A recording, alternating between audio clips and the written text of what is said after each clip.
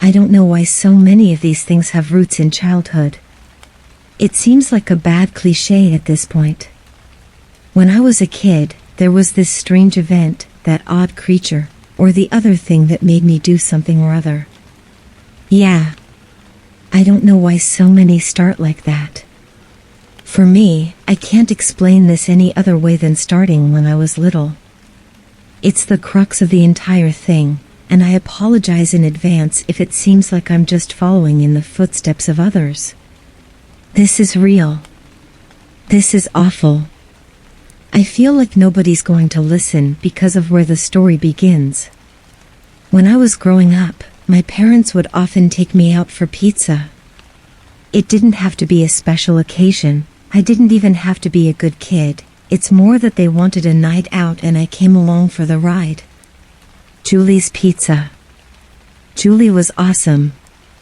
She put on cartoons for me whenever I showed up, or sometimes the old 60s Batman show in repeats. This was where I was first exposed to video games, as there was always a cabinet or pinball machine waiting by the entrance. If you jostled them just right, like Julie would show me, you could even get free games. I spent a lot of time at the machines.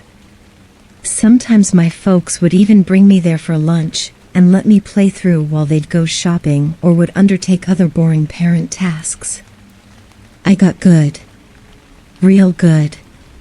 My favorite game was Spy Hunter, and after that was Rampage. The games would change just as suddenly and mysteriously as they'd arrive, just due to rotation, and whatever came in next was my new victim. I wouldn't stop until I beat them all, or at least came relatively close.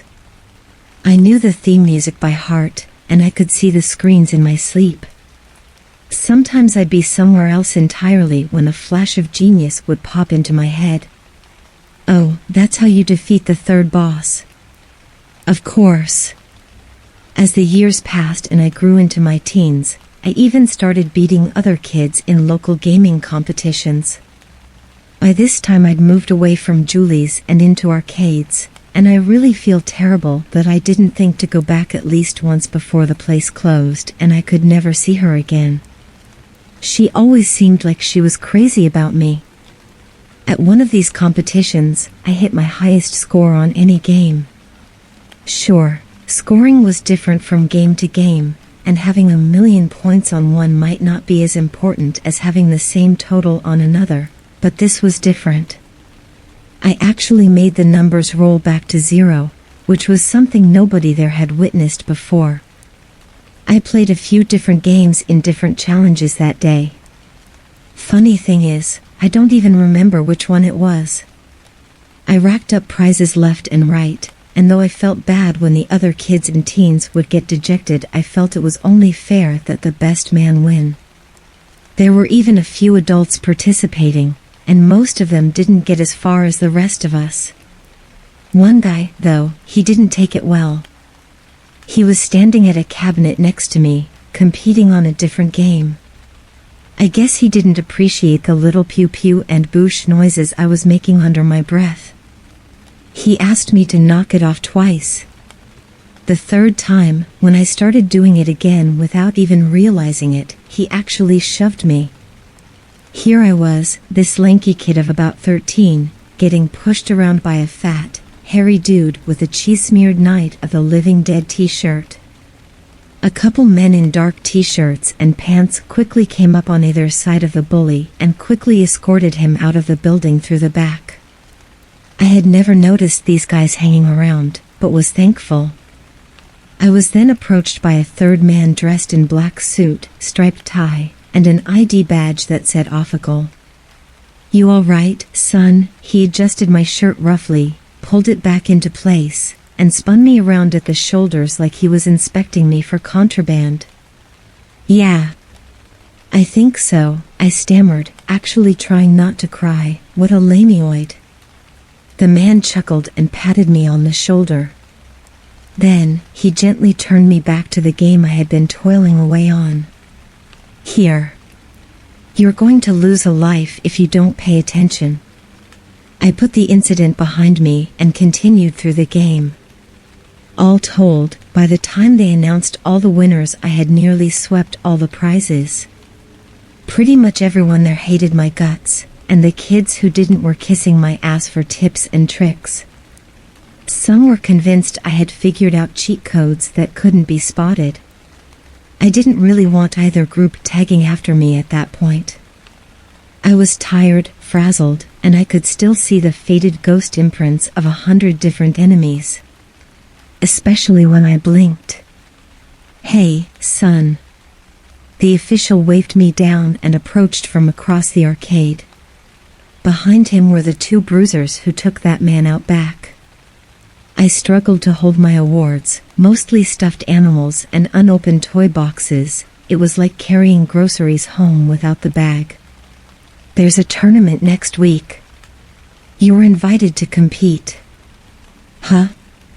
I don't know, I'm kinda tired." "It's a whole week from now, don't be silly. The top prize is $500, and everyone who takes part is going to have their picture in Electronic Gaming Monthly." "Really?" "Yup. You get a bio and everything. They're thinking of coming up with special names for everyone, too, like the Destroyer."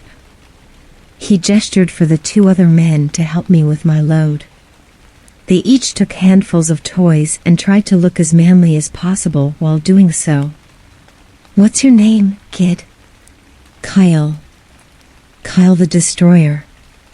"Wouldn't that be cool?" "I guess." The official handed me a page that had been folded over twice. As I held on to it, the thing felt warm, like he had kept it in his chest pocket the entire night. "Here's the information. Think about it." As I walked out of the arcade and found my mom in the parking lot, I unfolded the page. It was a flyer of sorts, touting the tournament. The printing seemed professional and kind of bland, but it was still kind of exciting. "Be the first to play iBoy Plus. iBoy is the rudest, crudest robo-kid on the block. Now he has to save his city from the invading forces of Duoskull, the meanest, greenest monster from the planet Bogus. Be among the first to play iBoy Plus, and whoever gets top score walks away with the top prize." Details on the date, time, and location followed, but that might as well have been Greek since I was entirely focused on the previous text. A new game? I'd be the first? I would have paid them for that experience. By the way, Mom was a bit surprised when my two new manservants arrived with me. I told her what had happened, and she thanked each of them for watching out for me. They grunted out formalities and acted a bit shy about being thanked. I begged my parents to let me go right up to the very night before the event. Their point of view was that I had just been in a competition, and it wasn't good for me to spend so much time obsessing about games. They were right, of course, and even though I knew it at the time, I still insisted they were being cruel and unfair. What finally turned everything my way was the absolute promise I would save the top prize, the $500, and put it into the bank. My Hail Mary play worked, and the appearance of caring one lick about my future was enough to get what I wanted. The tournament was held at a local venue that would rent rooms out to conventions, weddings, and so forth. There was a large, colorful banner out in front of the cold, metal and glass building that read Game Tournament. Free admittance. That alone seemed enough to draw a reasonable crowd, unless everyone had gotten the same flyer I had. The man I had already met, the official, met my family at the door with a smile. "I knew I'd see you here, Kyle," he patted me on the head. "You must be one he told us about." My dad shook hands with the official and grasped his arm. "I really appreciate what you've done. Thanks for inviting him here. Where's iBoy?" I stood on my toes and tried to pick the new game out amid the sea of cabinets and wandering passers-by. "Oh, that's a secret. We don't want the reporters spilling the beans before we release it." The official smirked. "You'll have to work your way up to that." We have a gauntlet of fun games, and the top 5 players get to see iBoy Plus. There's a special place at the back where the final championship will be held. I sighed and slumped my shoulders. Other games? I'd have to fight my way, tooth and nail, through a series of other boring, non-secret, non-exclusive titles before I could even look at what I'd come to play. The whole process seemed ridiculously complicated. All right. Where do I start? Anywhere you want, the official gestured across the entire room with a swoop of his hand. There are only 4 games here that count toward the contest. Bottle Rocket, Blob Lobber, Stamp Out, and Lunch Counter Lunatics. You'll find multiple cabinets with those games scattered throughout the area. Just play your best, and our computer mainframe will let us know if you get one of the top 5 scores. Wait by the cabinet, and one of our people will give you a silver token. I didn't really catch much of that at the time, but I heard the game names, and the bit about the token. I hadn't heard of any of these titles before, but I wasn't concerned about it. While my mom and dad went off and left me to my own devices, I cut through the crowd in search of the correct games. I basically looked for anything with bottle, blob, stamp, or lunch on the logo. Finding a Blob Lobber game, I stood about a foot in front of it and studied the screen. The map was maze-based, with the main character throwing blobs of various colors in order to stop an onslaught of different, clear blobs that threatened him. The overall premise seemed obvious enough, so I approached the machine. As soon as my hand took the joystick, another teen wedged himself in front of me and pried my hand free. He was a tall kid with thick glasses that were scotch-taped at the middle. I saw it first, he snapped. Since he had size on me, and this was only my first attempt, I moved on. I eventually settled at a Lunch Counter Lunatics game. I was doing exceedingly well with this one, as the premise was just as simple as the other one. I guided a little waiter around, giving the right orders to the right tables in yet another maze area. Little customers would demand things and change orders, or even tell me to send things back at random. It was no sweat though, once I got the general flow of the thing. After each stage, the screen would shift to a top-down view of a plate and I would have to assemble some sort of meal. These were mostly simple, but every 2 or 3 levels, I would catch something odd. Add lettuce. Tomato. Tomato. Lettuce. Onion. Cucumber. Lettuce. It was kind of like Simon Says. Add tomato, onion, cucumber, lettuce, skin, cucumber, tomato, tomato. I could have sworn that somewhere in there I was selecting and dragging a hairy flap of human skin onto the product. It took me about 3 to 4 seconds after I complied to even realize what I had done. Then, after I got back into waiting tables, I couldn't even be sure it had happened. When I was finished playing the game, after it had gotten faster and faster and I couldn't get anywhere without dropping trays, the screen went black. The words "Game Over" came onto the screen in block letters. No failure animation, no wah-wah music, just game over. There wasn't even an option to continue.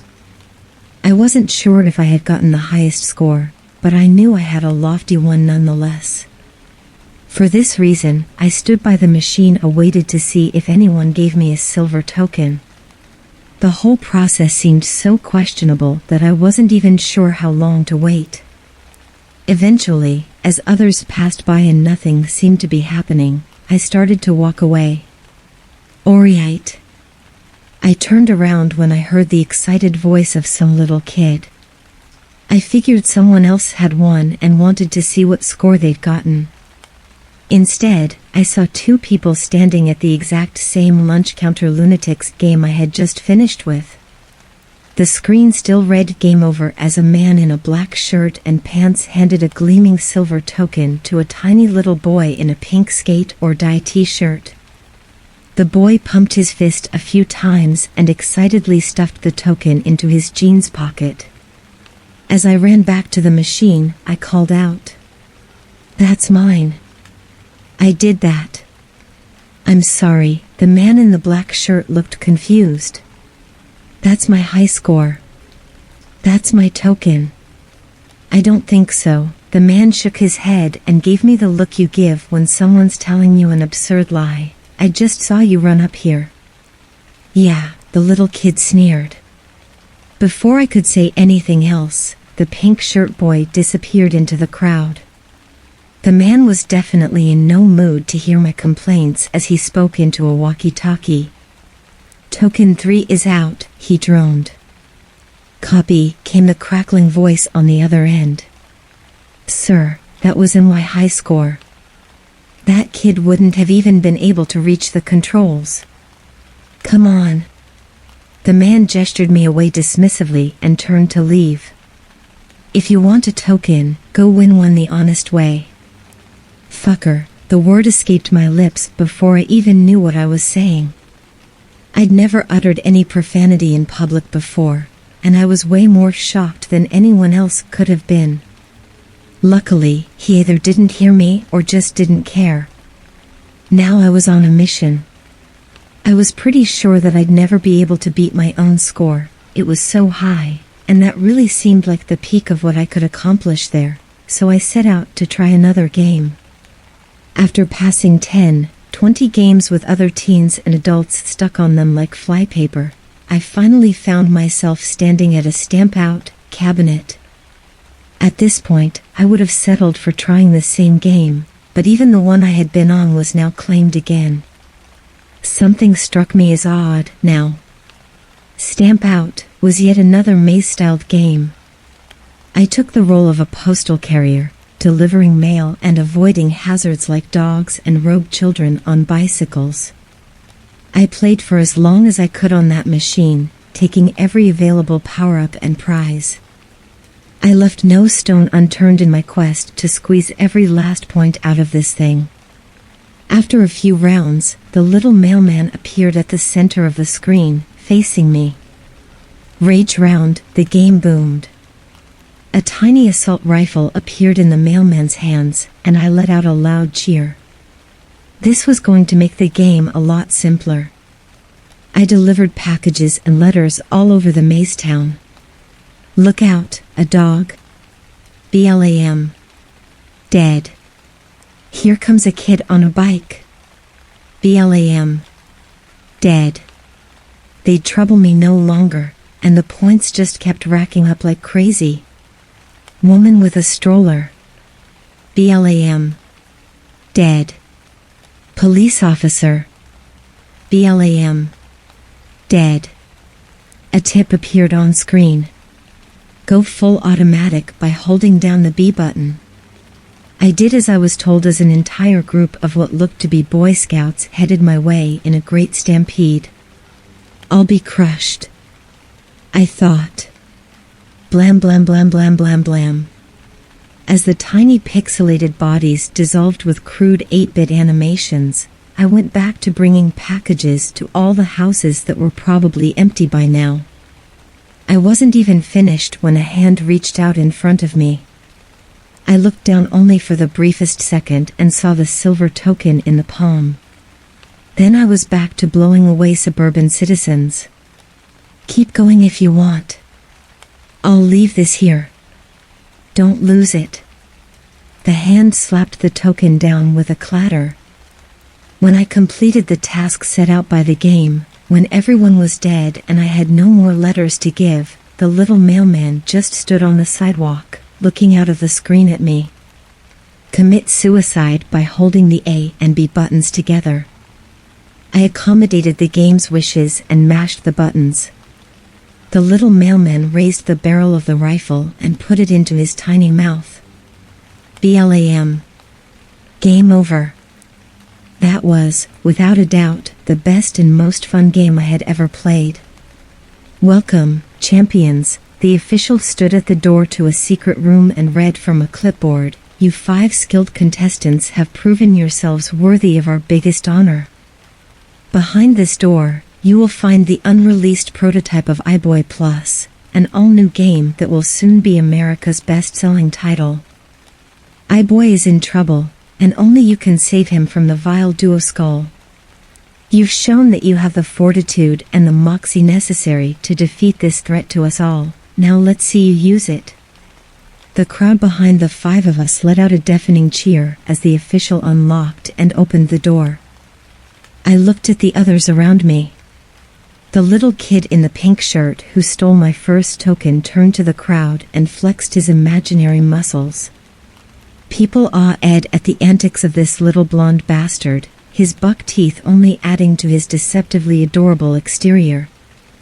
The guy with the taped glasses, the one who edged me away from Bloblobber, was there, too. He looked really disaffected and casual, as if all this was owed to him.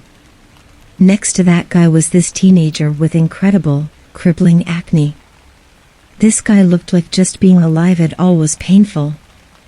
As he sweated under the pressure, he dabbed his forehead and cheeks with some sort of medical-grade tissue. Lastly, standing a bit forward from everyone else, was a plain-looking young girl in a full orange and brown plaid dress that was outdated and weird even then. Her thick, dry brown hair traveled all the way down her back and the hem of her dress nearly touched the floor. I couldn't for the life of me figure out how a girl had accidentally started playing an arcade game, but I was sure there must have been a mistake. I thought maybe she was holding her brother's place, perhaps. The line into the room was anything but single file. I was quickly jostled out of the way as the others went in. The little kid was the only one weak enough to go in after me, and regardless of what he had done I still felt bad for sweeping my body ahead of him. The inside of the room was dark. Scary dark. It was cold, too. The silence of that nearly pitch-black place felt like being in a movie theater before the show starts. The off-putting nature of this absolute quiet forced all within to refrain from speaking. I looked toward the door I'd entered as the official locked it. I could barely make out his black-clad form. "What's going on?" the little kid piped up. "Shoo," the rest of us scolded in unison. It was as if we found ourselves in some sort of religious temple that required an observation of silence. We all felt it. The official passed by the five of us without a word and started turning on a row of arcade cabinets against the left wall. Each machine came to life with a click and the flickering screens nearly blinded us. The room filled with the dim, pale blue light of the screens. I turned to the opposite wall, the right wall of the room, just to let my eyes adjust. There, I saw a long mirror the entire length of that surface. It seemed like there was nowhere to look without seeing the light. "This is a prototype version," the official finally spoke, his voice booming like that of God within this confined, soundproof space. "There are no sound effects yet, no music, so we'll be piping something in just to fill the void." He gestured to the row of black cabinets, one for each winner. "Pick a cabinet and get to work. We'll monitor your scores to see who gets the ultimate prize. Good luck." With that, the official disappeared through a second door at the back of the room. Acne was the first to walk up to a machine. It was the one on the far left. As soon as he made that move for it, glasses wedged him out of the way in a manner I'd already experienced. "I get machine number 1. He snapped. Acne silently settled on the second machine, and was followed by the kid on the third. Lucky me, I was on the 5th and had to stand next to the girl on number 4. I didn't like the fact that she smelled like fruit and kept letting out these little angsty high-pitched sighs. Classical music began playing from an unseen source above. The entire room suddenly felt like an elevator. Within seconds, we were all playing iBoy Plus. The screen flashed a single phrase at me. "Can you make it to the bonus room?" Not surprisingly, the map was maze-based, but on a much larger scale. I could barely see the dot at the center of the screen that represented me. Was that iBoy? Who was to know? I shook my head with a snort. This was the first disappointment in what was sure to be a lame game I'd wasted my time fighting for. Suddenly, the maze began to expand. The screen zoomed in at incredible speed with the vector walls whizzing past in a dizzying volley of light and darkness. My head felt like it was spinning, and I actually felt as if my feet might float off of the floor. When the image stopped zooming, there was iBoy. The best way I can think of to describe him is as a cross between Bart Simpson and Tron. He was a slick-looking little robot guy with illuminated grooves along his body and a pair of brightly glowing eyes. His demeanor, his stance, it was the epitome of radical, which so permeated the era.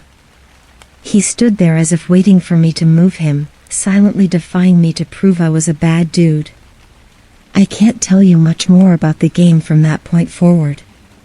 It's not a matter of keeping secret the details of an unreleased product, and I'm not trying to give everybody blue balls. I just don't remember much of what happened from there forward. It's not a cop-out, it's a blank, blurry smear on my brain. What I can say is that there was danger everywhere. I distinctly recall feeling scared out of my mind, a feeling fed by repeated shock moments where something would pop out from around a corner. I know that at one point the game switched to first person. The only reason I remember this is, I don't even want to say it. iBoy was walking down a corridor, and this tall, slow-moving shadow with long limbs and no visible head just kind of passed by in the distance.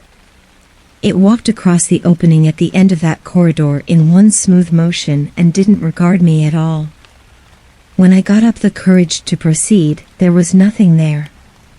Looking back at my life before then, I know I've seen that thing before. When I was camping, that thing passed through the trees, lit by campfire. When I had my 4th birthday party at McDonald's, that thing walked by behind the counter. I remember the lanky shade man constantly wandering around me on the fringes of existence. And I'm pretty sure it never really happened. Other than that, all I can recall is the much-touted duoskull. That's how he would be announced before his arrival, each time. The screen would flash with such intensity that it made my eyes hurt, and the entire time the screen would just read duoskull. It was hard to concentrate when he would appear and ask questions, especially since the girl was constantly moaning "Oh my god" and "Oh, nuoa." Each question had 2 possible answers. One for each of duoskull's skeletal heads. Which do you like better? A. Vanilla, B. Chocolate. Hitting the corresponding button would give your answer, at which point the head that belonged to that selection would suddenly turn and grin at me. Which is better? A. Winning, B. Friendship. Which is more valuable? A. Life, B. Peace. Some of the questions didn't make sense like that. How could life and peace be opposing answers? It seemed to have no real effect on gameplay, yet I felt as if some unknown thing, would go incredibly wrong unless I was truthful. The little kid started screaming at some point, and I could hear a wet sound. It didn't quite sound like he was peeing himself, but I could hear moisture and figured that's what it was. Who do you think is better? A. Soldier, B. Doctor. Solider, of course. I might have answered differently before, but now it seemed obvious. Acne started kicking his machine. He must have lost. 2 down, 2 left between me and the big prize. Who would you kill? A. Mother, B. Father. I answered quickly. I wasn't the least bit distracted by the girl as she started making weird guttural noises, almost right in my ear. L-U-K-K. L-U-K-K-K. U-H-K. AGUKUK. Luck. Was she getting sick? I didn't care. After I answered that last question, the screen went completely blank. It was as if someone had pulled the plug right out of the wall. I could only blink in confusion as I saw my own reflection peering out at me from the machine's glass. I turned my head to the second door as the official entered once more. "Come with me," he pointed at me. "You. Kyle. Follow me." Regretting that I wouldn't be able to finish the game and see Duoskull get what he deserved, I begrudgingly followed the official through the door. We weaved around, through another door after the official sealed the playroom once more. What happened? Did I win? Please tell me. I was eager, yet hesitant to draw the man's ire. We ended up in another room after making what seemed like a U-turn. There was a large span of dark black glass on the wall, and a few folding chairs sat around a bulky video camera. A woman, dressed in black like the official, seemed to be waiting there for us. She took a folding chair, faced it away from the glass, and gestured for me to sit. "Here. Stay still and be quiet." I watched the bare wall I had been told to face and tried to make sense of the situation. Had I done something wrong? Well, the official chuckled nervously. "I'm pretty sure that wasn't supposed to happen." The room was flooded with light. The woman drew in a heavy sigh. As curiosity got the better of me, I cautiously turned and peered over my shoulder. The two adults were looking at the glass, which now revealed itself to be a one-way mirror into the playroom. At one iBoy cabinet, the kid in the pink shirt was huddled on the floor, peeling away strips of his face as his eyes flicked left to right over and over again like he was watching a tennis match. His shirt was more red than pink now. Acne was still kicking his cabinet over and over and over again. He was working through the wood and metal to the electronics within. His foot seemed to hang loose and shattered at the end of his leg. Worst of all, though, the girl was desperately reaching for the controls of her cabinet, trying to continue playing as the guy in the glasses stood behind her. He had one hand on her throat, and the other was repeatedly moving back and forth from her mouth, drawing out blood-soaked teeth. "I really don't understand it," the woman clucked her tongue. "Don't worry. We'll try again," the official consoled her. The official then moved to a large red button next to the mirror and struck it with his open palm.